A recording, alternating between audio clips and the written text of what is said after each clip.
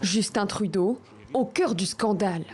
Le Premier ministre a dû s'expliquer jeudi en visioconférence devant la Commission des finances.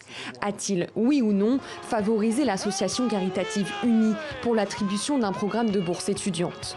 Un contrat gouvernemental de près d'1 million de dollars obtenu par l'organisme sans aucun appel d'offres. L'organisme Unie n'a pas reçu de traitement de faveur, ni de moi, ni de qui que ce soit d'autre. Vous saviez que vous étiez en conflit d'intérêts. Malgré que vous le saviez, vous n'avez jamais demandé à vous retirer. Je n'étais pas en situation de conflit d'intérêts. Je ne suis pas en situation de conflit d'intérêts. Vous vous excusez pourquoi?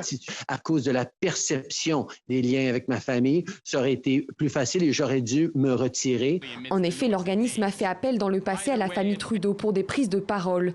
Ici, la mère du Premier ministre, Margaret Trudeau. Des invitations gracieusement récompensées, la mère et le frère de Justin Trudeau ont touché près de 300 000 dollars de la part de l'association Unie. Sophie Grégoire Trudeau, la femme du Premier ministre, aurait quant à elle touché 1 500 dollars pour un événement en 2012. Autre zone d'ombre, le ministre des Finances Bill Morneau est lui aussi visé par une enquête du commissaire à l'éthique pour s'être fait rembourser 2 voyages humanitaires par l'organisme.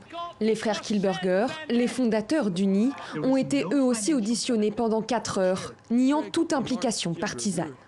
L'organisme a depuis renoncé au programme de bourse étudiante, désormais confié à la fonction publique. Une affaire bien embarrassante pour le Premier ministre qui voit sa popularité faiblir.